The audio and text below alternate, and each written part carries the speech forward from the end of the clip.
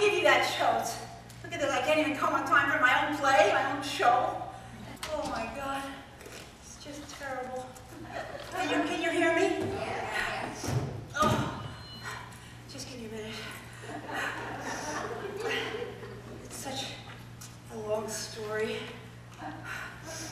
I never would have done this to all of you.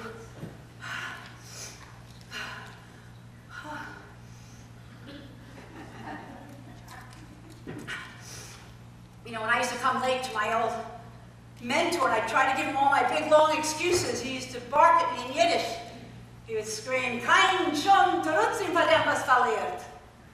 There are no excuses for the one who loses.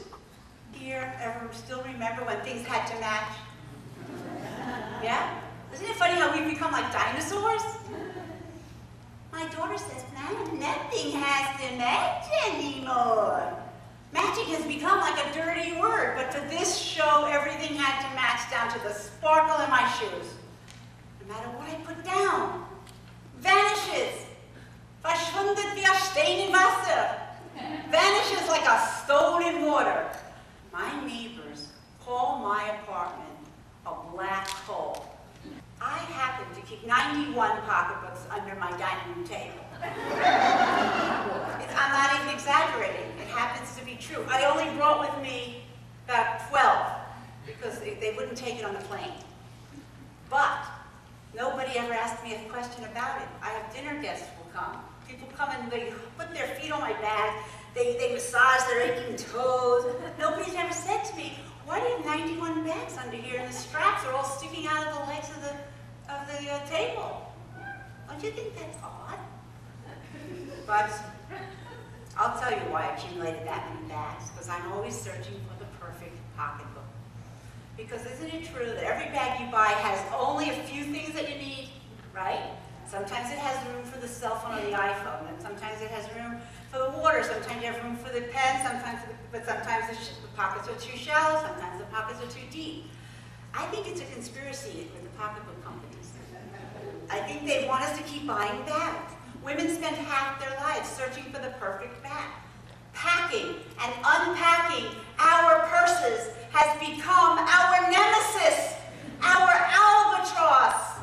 And all my cards are in that bag. I have to find that bag.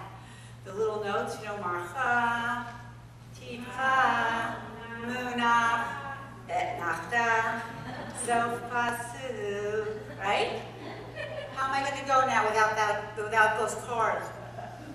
And actually, I really kind of want it to be like a Baltfila, a master of prayer. Those Baltfila is different than a cantor because a cantor is a trained musician. A Baltfila kind of pleased before God, but that's another long story. I can't go into that now.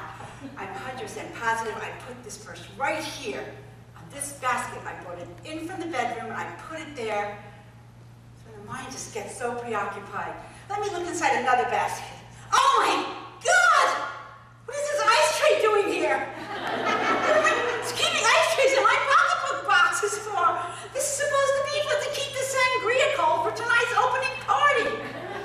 I never should have agreed to do this. I just never should have done this, but my dramaturg insisted.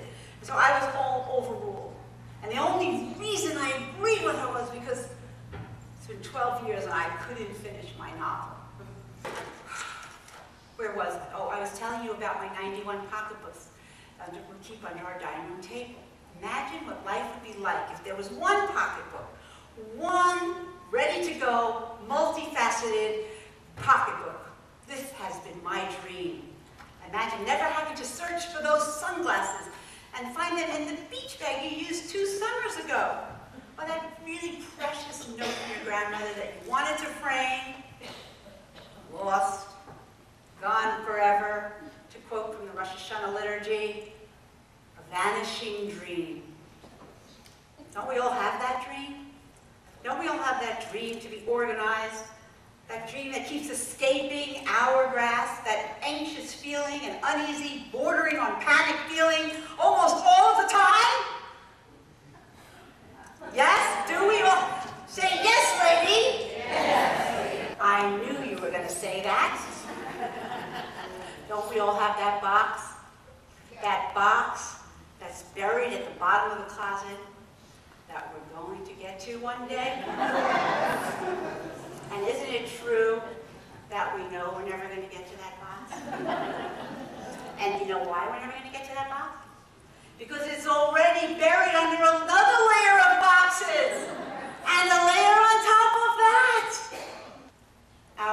The most ancient Hebrew liturgy was buried for at least 1,200 years under layers of sand in the old synagogue in Cairo, the Ben Ezra synagogue.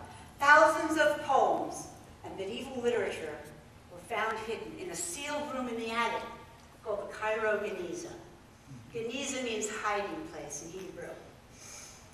200 poems of Yehuda Halevi were found, 30 works of Rabbi Moses ben Maimon, the famous 12th century philosopher, Maimonides, legal statements, wedding contracts. Lawrence Hoffman describes in his volume on People's Prayer Book, whole civilizations lived and died one on top of the other in exactly the same place. How could so much desert and sand have accumulated, covering up centuries of life, and not just once, but over and over again? Does that sound like your closet? We simply can't manage it all. Even with the perfect strategy, the perfect plan. Man tracht, God lacht. Man plans, and God laughs. And what happened? Why do so many of us miss the main purpose of our lives? This is what I'm here to talk to you about. To recapture something they knew, something we call the das, the knowing. It's a tiny voice. We think it's out there, far away, but it's inside, deep within each of us. It's a tiny voice we have learned not to hear. But most of us don't even know we're yearning for this voice. We don't even know we're yearning for anything at all. We forgot. We seekers of knowledge remain unknown to ourselves, Nietzsche says. But right now, I happen to be a seeker of my evening bag. And I'm starting to think that maybe as I was running down, maybe I dropped it on the way. Can everybody here please look in the aisles? Just look, and so look under your seats. I think as I was running down, and might have just dropped it here. Did anyone, can you look under your seats? Look at this. This is not a pocketbook, my friend. This is a pharmacy I saw. Look what she keeps in here. Tiger Balm, Vapo Rub, Q-tips, Canker Sore Be Gone.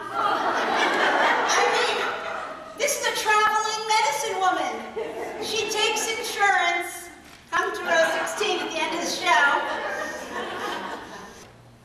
If it's about our dreams, then why are so many women willing to give up their lives for their pocketbooks? What is it with women and their pocketbooks? It is our secrets, buried at the bottom of a purse, buried at the bottom of a closet. It's our hiddenness, just as we hide our hopes and our dreams for the sake of others. How does the average female living in Manhattan, I know you all have cars, but how does a woman in Manhattan who leaves her house at 6 in the morning or 7 and doesn't get home till 8 o'clock at night, how does she manage to carry everything on her physical body through a whole day of meetings and daycare and needs for older parents? How does the average female manage to do it? Right? One bag, a big ivory bag. She kept all of her UJA, all of her money, all of her envelopes were lined up, the cash, stock receipts, right? 40 years, one bag. My piano teacher, Francesca Smith, only goes out with her Metro card, never anything else. She keeps it in her back pocket. Wednesday, she does her shopping. Other than that, she has no other reason to take anything with her. But my neighbor, Arlene, she's the quintessential opposite. She leaves with who's the one who said kitchen sink? Okay, my neighbor Arlene takes, not only does she take everything, she looks like a gigantic turtle when she leaves the house. She has it's a double knapsack, but she never leaves without her hard. One bag. Wouldn't that be a dream, a utopia? It's almost 5:30. Each one of us comes into the world with our own satchel, our own steamer trunks, our own valises, and every bag is filled with its own valuables. Some are filled with rocks and crystals, and some are filled with smooth onyx, and others are filled with diamonds and rubies and sapphires. But the only purpose of our lives is to leave this world with our suitcases